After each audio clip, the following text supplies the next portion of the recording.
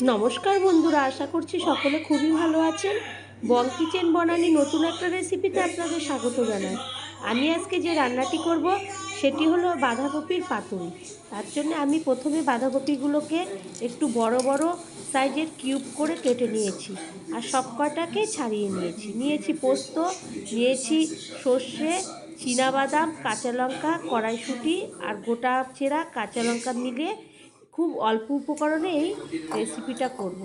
তো আমি একটা বাটির মধ্যে জল বসিয়ে দিয়েছি, তার মধ্যে দিয়ে দিলাম হলুদ আর লবণ।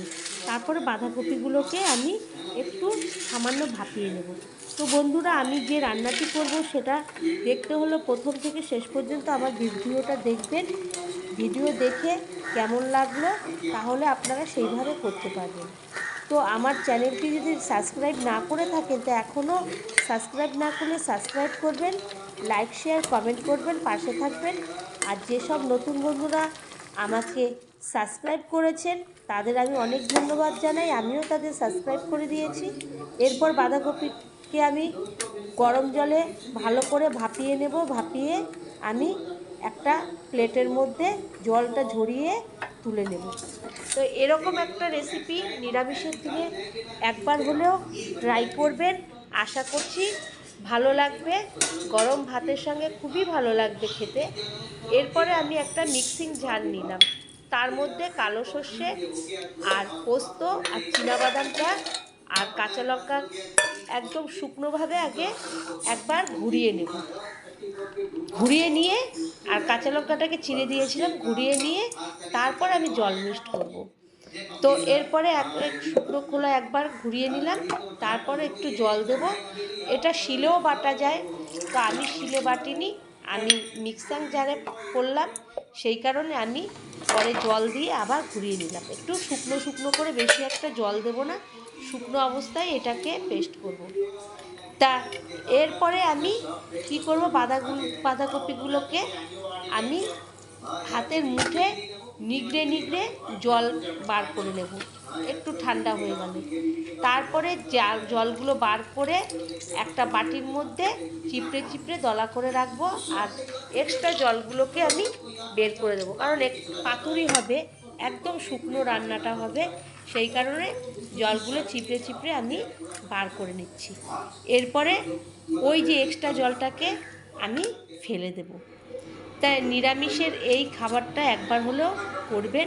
এরপরে আমি দিয়ে দিলাম কড়াইশুঁটি, তারপরে যে আমি পেস্টটা তৈরি করেছিলাম সর্ষে, পোস্ত, কাঁচা লঙ্কা আর বাদামের, সেটাকে ঢেলে দিলাম। একে একে সমস্ত উপকরণ দিয়ে দেব। এরপর চিনি আর লবণ দিয়ে দেব। আমি এখানে হলুদ ব্যবহার করব না, হলুদ দিয়ে আগে একটু সিদ্ধ করে নিয়েছিলাম। এরপরে দিয়ে দিলাম সর্ষের তেল। সর্ষের তেলটা দিয়ে আমি এরপর হাত দিয়ে আগে ভালো করে এটাকে মেখে, অর্ধেকটা মাখার মধ্যে, পাতুরি তো অর্ধেকটা মাখার মধ্যেই রান্নাটাই হয়ে যাবে। তো ভালো করে আমি চটকে চটকে মেখে নেব, ভালো করে সমস্ত মশলাগুলো কপির গায়ে লাগিয়ে দেব। আর কিছুক্ষণের জন্যে আমি এটা একটা রেস্টে রেখে দেবো, ভালো করে মাখিয়ে সমস্ত মশলাগুলোকে। আর আমি এই পাতুরিটা কড়াইয়ের মধ্যেই করব, কোনো ঢাকনা দেব না। এরপরে আমি একটা সরাসরি কড়াই বসিয়ে দিলাম, তার মধ্যে বেশি পরিমাণে একটু সর্ষে দিলাম আর ফোড়নে দিলাম আমি কালো জিরাটা। কালো জিরা দেওয়ার পরে একটু আমি কাশ্মীরি লঙ্কার গুঁড়ো কালারের জন্য দিয়ে দেবো। আমি এটা রান্নাটা সম্পূর্ণ কাঁচা লঙ্কায় করব।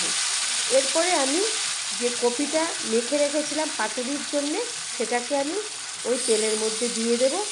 এরপরে আমি ভালো করে নাড়াচাড়া করে দেব। তো এইভাবে এই পাতুরিটাকে আমি কাঁচা লঙ্কার দিয়েই রান্নাটা করব। এরপরে ভালো করে একদম ডিমা আজে আমি এই রান্নাটা করব।